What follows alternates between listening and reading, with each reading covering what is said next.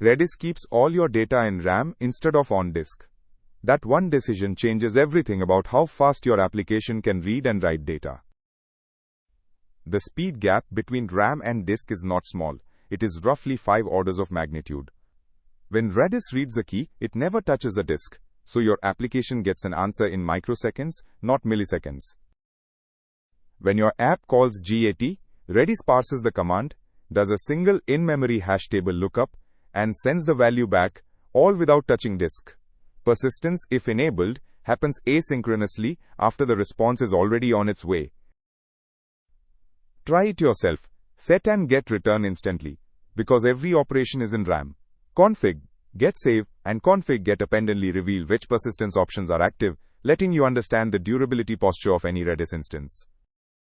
When you review a pull request that adds Redis, ask 4 questions. Do keys expire? Is persistence configured for the required durability? Is there an eviction policy? And does the data volume actually fit in available RAM? Redis is fast because it never leaves RAM on the read path. The cost is that memory is limited and volatile. Persistence options and disciplined TTL hygiene are what turn that speed into a safe production tool.